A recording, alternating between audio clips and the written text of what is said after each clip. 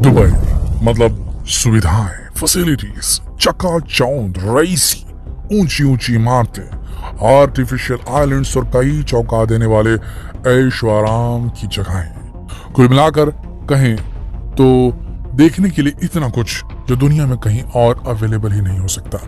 इसीलिए Dubai dream destination बनकर रह गई है लोगों के लिए, चाहे वो यूरोप के लोग हों, चाहे एशिया के लोग हों या इस पृथ्वी पर कहीं के भी लोग हों। वो दुबई को एक लग्जरियस टूरिस्ट स्पॉट के रूप में जानते हैं और वो उनके बकेट लिस्ट में नंबर 1 पर होता है कि दुबई घूमकर जरूर आ जाए। वैसे दोस्तों आपको बता दें, बॉलीवुड स्टार्स भी दुबई में फ्लैट जरूर लेते हैं क्योंकि दुबई में वेकेशंस पर जाना सबको खास पसंद है। मगर क्या आपको दुबई का एक सच मालूम है? दुबई में पीने लायक पानी का कोई भी प्राकृतिक स्रोत नहीं है। स्रोत ही नहीं है वहां पर पीने के पानी का प्राकृतिक। यही नहीं, दुबई में जितनी भी सुंदरता और जितनी आकर्षक चीजें आप देख सकते हैं वो सभी मानव निर्मित है। कुछ भी नेचुरल नहीं है। पानी तक नेचुरल नहीं है दुबई का। देखिए, दुबई रेगिस्तान में बसा है। यहाँ ना कोई नदी बहती है, ना कोई झरना है। यहाँ जो समुद्र आपको दिखाई देता है उसका पानी पीने लायक नहीं है। उसका पानी इतना खारा है कि उसे पीकर इंसान क्या, जानवर भी खत्म हो जाएगा। मगर फिर भी दुबई में पानी की कमी होने की खबरें कभी नहीं आती, बल्कि यहाँ तो ऐसे ऐसे स्नो पार्क्स हैं, बर्फ वाले पार्क हैं जो आपको बड़े बड़े देशों में भी देखने को नहीं मिलेंगे। तो ऐसा कौन सा चिराग का जिन लग गया दुबई के हाथ की ये 45 से 50 डिग्री तापमान पर रहने वाला दुबई पानी का भरपूर इंतजाम कर रहा है? आखिर कहां से करता है दुबई पानी की आपूर्ति और पीने का पानी कहां से लाता है? कैसे दुबई में रहने वाले लोग एक गर्म प्रदेश में भी बारिश का लुत्फ उठा लेते हैं? अगर आपको इस बारे में कोई जानकारी नहीं तो इस वीडियो को ध्यान से देखिएगा। ऐसा सच पता चलेगा, दुबई के पानी का सच पता चलेगा, सुनकर आपके रोंगटे खड़े हो जाएंगे। दोस्तों, क्या आपको मालूम है दुबई को फर्जी शहर भी कहा जाता है? जी हाँ, फर्जी शहर, क्योंकि दुबई में सब कुछ कृत्रिम आर्टिफिशियल है। यहाँ का पानी, यहाँ का मौसम, यहाँ का आइलैंड, यहाँ की हरियाली, सब कुछ मैन मेड है। दुबई के पास प्राकृतिक संसाधन भले ही ना हो, मगर दुबई के पास पैसा बहुत है। इसी पैसे का इस्तेमाल दुबई में नई नई तकनीकों पर किया जाता है ताकि दुबई को सबसे ज्यादा सुखद सुविधाओं वाला देश बनाया जा सके। इन्हीं तकनीकों में पानी की आपूर्ति के लिए भी मुख्य रूप से 2 तकनीकें हैं, एक्वाफर और डिस्टिल्ड वाटर। एक्वाफर ऐसे भूमिगत इंतजाम है जिनमें बारिश का पानी इकट्ठा किया जाता है, स्टोर किया जाता है। और डिस्टिल्ड वाटर यानी शुद्ध किया गया पानी, जो पानी पीने लायक नहीं है, साफ नहीं है, उसे बड़ी बड़ी मशीनों की मदद से समुद्र के पानी में से अशुद्धियां निकालकर शुद्ध बनाया जाता है। ये वो टेक्निक है, यही पानी डिस्टिल्ड वाटर है। लेकिन दोस्तों, ये दोनों प्रोसेस भी बारिश के पानी पर ही निर्भर करती है। अगर बारिश नहीं होगी तो ये दोनों तकनीकें भी किसी काम की नहीं रहेगी। अब बारिश तो दुबई में होती नहीं। दुबई ठहरा रेगिस्तान। प्राकृतिक रूप से दुबई में पूरे साल में बस 8 या 10 बार ही बारिश होती है, वो भी इतनी कम जो दुबई की जरूरत को बिल्कुल भी पूरा नहीं कर पाती। तो इससे दुबई में बारिश करवाई जाती है, होती नहीं बारिश, करवाई जाती है आर्टिफिशियल तरीके से। जी हाँ दोस्तों, दुबई में आर्टिफिशियल रेन से ही की जाती है पानी की आपूर्ति, असल आपूर्ति। दुबई में पानी की सभी जरूरतों को पूरा करने के लिए आर्टिफिशियल रेन का उपयोग अन्य किसी भी देश के मुकाबले बहुत ज्यादा होता है। अब ये आर्टिफिशियल रेन भला कैसे होती है ये भी हम आपको बता देते हैं। मगर दोस्तों, आर्टिफिशियल रेन की तकनीक को समझने से पहले आपको ये पता होना जरूरी है कि नेचुरल बारिश कैसे होती है, बादल कैसे बनते हैं, फिर कैसे ये बादल बरसते हैं। दोस्तों, सूरज की किरणें जब जमीन के पानी पर पड़ती है तो सूरज की गर्मी के कारण पानी गर्म हो जाता है।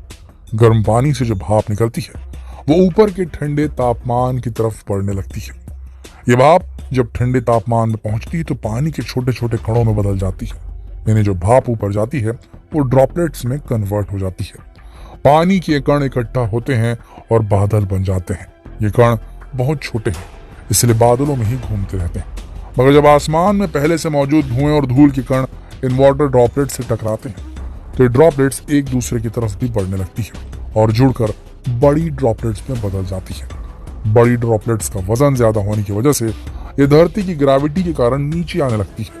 इसे ही बारिश कहा जाता है।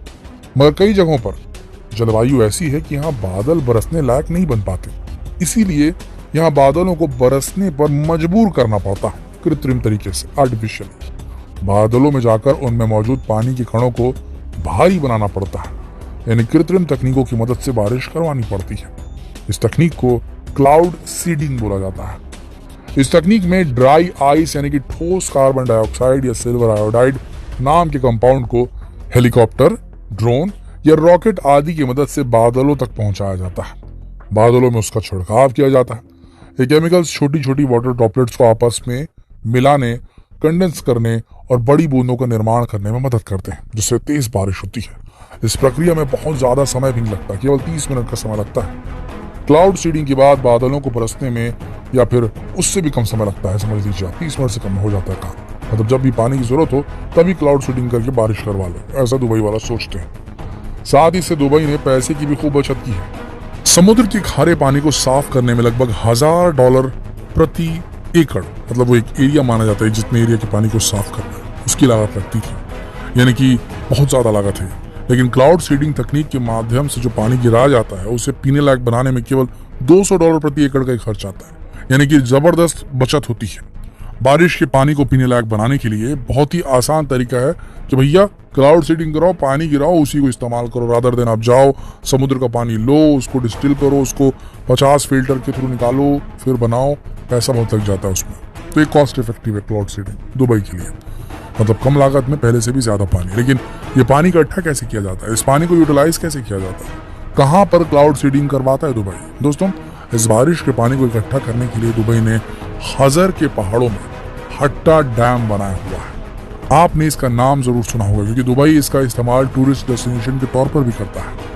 ये डैम बारिश का पानी इकट्ठा करने के लिए बनाया गया है। जब भी हट्टा डैम के आसमान में बादल दिखाई देते हैं, दुबई उन बादलों में क्लाउड सीडिंग तकनीक का उपयोग करता है, जिससे बारिश होती है और बारिश का सारा पानी हट्टा डैम में स्टोर हो जाता है, जिसे साफ करके कृषि, बिजली, पीने का पानी और अन्य जरूरतों के लिए इस्तेमाल में लाया जाता है।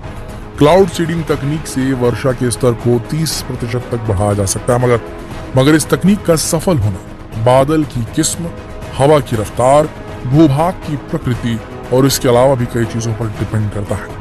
तो दुबई को अपने वेदर फोरकास्ट पर भी पैसा खर्च करना पड़ता है, जिससे तकनीक की लागत बढ़ जाती है। दोस्तों, क्लाउड सीडिंग की तकनीक सबसे पहले 1946 में अमेरिका के केमिस्ट विंसेंट जे शाफर ने खोजी थी। दुबई 1991 से 1991 से लगातार इस तकनीक का इस्तेमाल करता रहा है, मगर दुबई ने क्लाउड सीडिंग का एक और तरीका भी खोज निकाला है, जिसमें बादलों को इलेक्ट्रिक करंट देकर बारिश करवाई जाती है। इसमें बैटरी से चलने वाले ड्रोन्स का इस्तेमाल किया जाता है। इसी ड्रोन से बादलों में इलेक्ट्रिक करंट पास किया जाता है। ये इलेक्ट्रिक चार्ज भी वाटर ड्रॉपलेट्स को आपस में मिलाकर कंडेंस करके बड़ी बूंदे बनाने में मदद करता है। इसे भी दुबई में कई बार सफलतापूर्वक इस्तेमाल किया गया है। ये तरीका ज्यादा इको फ्रेंडली बताया जा रहा है। दोस्तों, इसी तरह दुबई अपने देश में पानी की आपूर्ति तो करता ही है, साथ ही पानी वाले कृत्रिम झरने और पानी से होने वाले वाटर शोज भी दुबई में खूब देखने को मिलते हैं, जिन्हें देखने के लिए टूरिस्ट महंगी महंगी टिकट्स खरीदते हैं। दुबई तो उन देशों से भी ज्यादा पानी का इस्तेमाल कर रहा है जहां भरपूर मात्रा में प्राकृतिक पीने लायक पानी मौजूद है। दोस्तों, तो आपको दुबई का ये तरीका कैसा लगा? आप क्लाउड सीडिंग के बारे में क्या सोचते हैं? आपको क्या लगता है, क्लाउड सीडिंग का पारंपरिक तरीका ज्यादा बेहतर है या दुबई का ड्रोन वाला तरीका ज्यादा सफल है? या फिर क्लाउड सीडिंग करना एक अपराध है, एक ज्यादती है प्रकृति के साथ? जो चीज जहां नहीं होती वहां उसे अपने हिसाब से ढालने का एक तरीका है, जिससे कि प्रकृति को नुकसान होगा और इसका कहीं ना कहीं दूरगामी असर तो जरूर देखने को मिलेगा। आपके क्या विचार है? क्या जिस तरीके से दुबई अपने लोगों के लिए पीने का पानी एकत्रित कर रहा है, उसे बदलने की दुबई को जरूरत है, या फिर वो जो कर रहा है वो सही कर रहा है और हम इंसानों को पूरा हक है कि हम जहां चाहें जहां भी रहें अपने हिसाब से वातावरण को, पर्यावरण को कंट्रोल करके उस पर काबू पा करके जो चाहिए वो उससे प्राप्त कर लें? तो क्या तरीका सही है या गलत? या आप हमें कमेंट सेक्शन में जरूर लिखें। जितना हो सके सवाल दूसरों से पूछने के लिए इस वीडियो को शेयर करना ना भूलें, फेसबुक पर, व्हाट्सएप पर, यूट्यूब पर। कल फिर मिलते हैं एक और दिलचस्प वीडियो में, तब तक के लिए आप सबका इस वीडियो के अंत तक बने रहने के लिए दिल